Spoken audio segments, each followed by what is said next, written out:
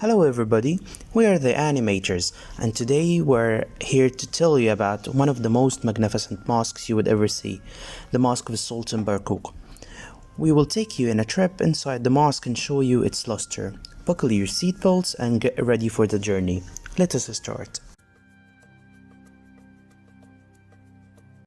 The Khanqah and the mausoleum of Faraj ibn Barquq is located in Shara Qubbat al-Ashraf in the northern cemetery in Gamaliya district.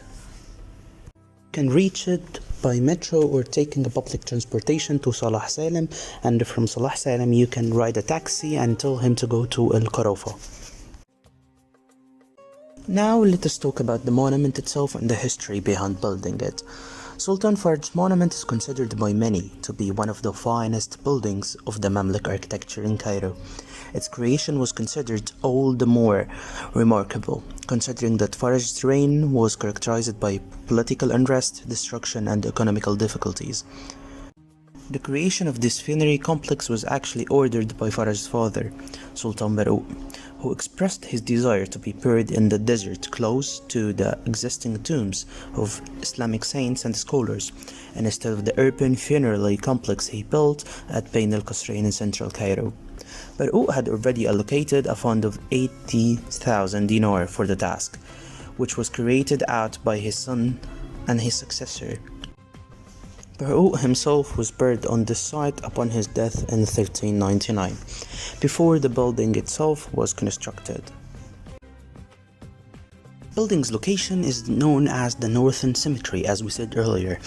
It is one of the historical Cairo necropolises collectively known as Al Qarafa. Today the area has other Mamluk tombs from the Borgia period and is filled with other cemeteries as well as modern residential buildings. Now we will talk about the story of construction. The supervisor of the construction is named as Al-Amir Lajin al-Turanti, likely appointed by Faraj, although Barquq had previously appointed Al-Amir Yunus al-Dardrawi to this role.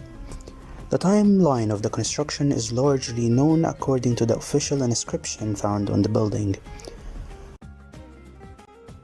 The northern mausoleum chamber where Faraj and his father Barquq are buried had an inscription dating to 1401 and attributing it to Faraj's acting on orders of Barquq, his father.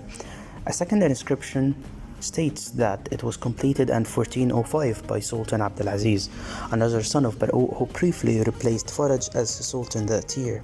Faraj returned to the throne and eventually completed the building in 1410.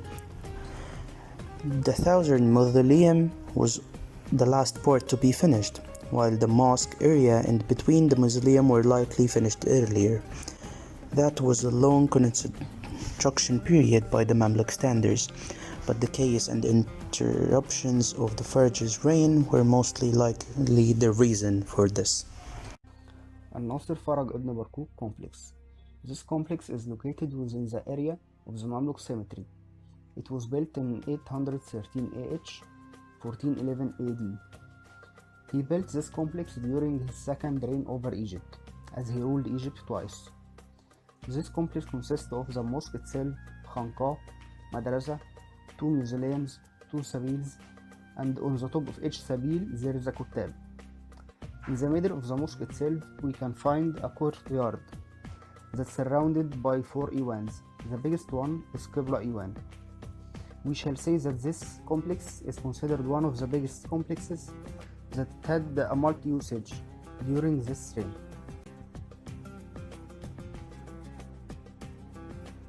The principal facade of the building is on the northern side, and on each one of it there is an entrance to the complex which is crowned by a tri-lobed arch. The western portal is used at the present time. Likewise, at each end of this facade there is a sabil above, which are the two kind of kutabs. The facade is topped by two cylinder minarets, which in terms of both their intricate detailing and purity of proportion are considered to be among the most prominent examples of Mamluk minarets. The floor plan of the complex is almost square.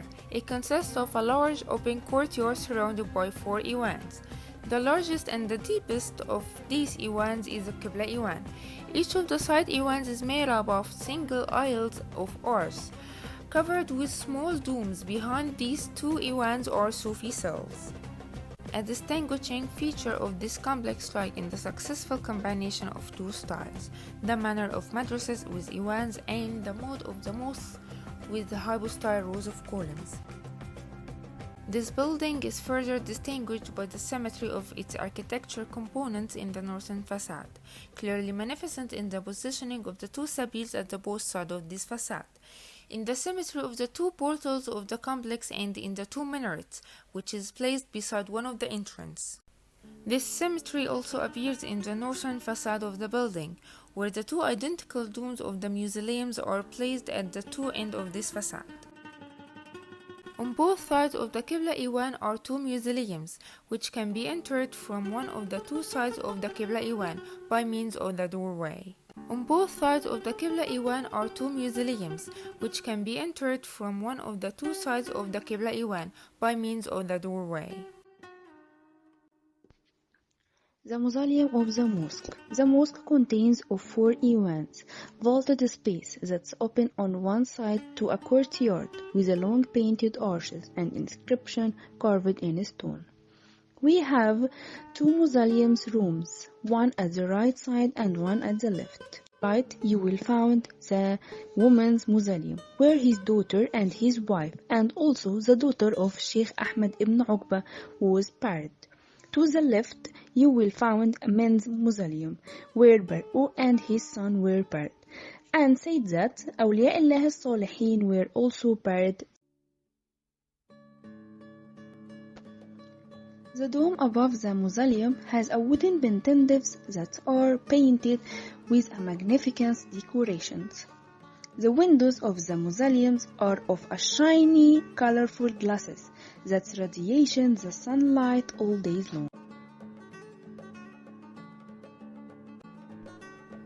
The Madrasa of Zahir Barquq, a madrasa or school that was a place for worship and the study of Quran and prophetic instructions. Madrasa was teaching the 4 schools of Islam religion. Moreover, it has a Friday mosque and a mausoleum. The madrasa was also a Khanqah for Sufis. Furthermore, Zahir Barquq Madrasa housed 125 students.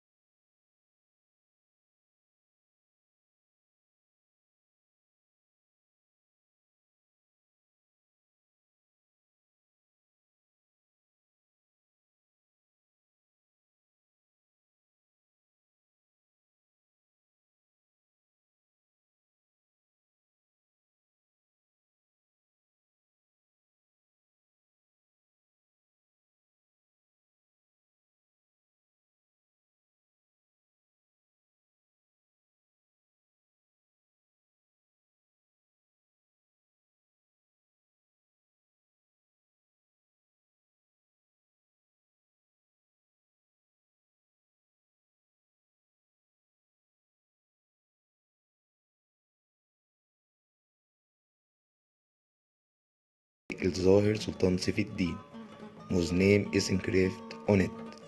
During the 19th century, the Commission for the Preservation of Arab Antiquities carried out considerable work in restoring the group's buildings by repairing marbles, carpentry, buildings, and roofs.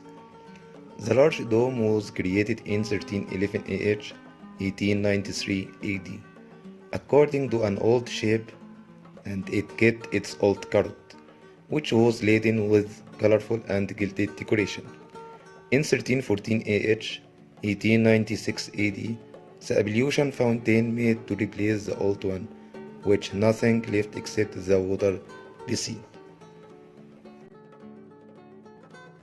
Sufism, known as Tasawwuf in the Arabic-speaking world, is a form of Islamic mysticism that emphasizes introspection and spiritual closeness with God, while it is sometimes misunderstood as a sect of Islam. It is actually a broader style of worship that transcends sect, directing followers' attention inward.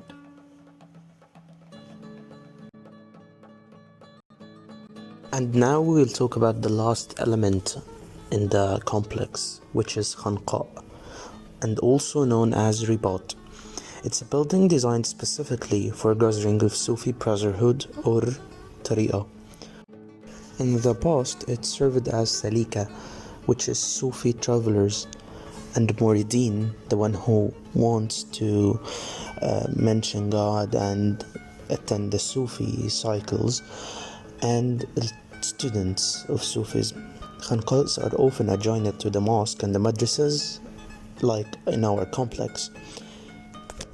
Daily rituals like praying and zikr are held in the hall.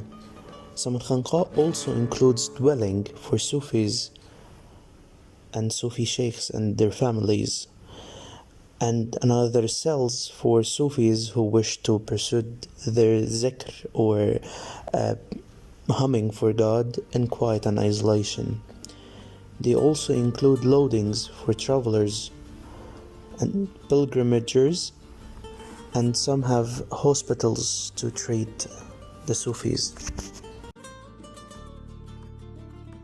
It's the ending of our trip. We wish that you enjoyed with us.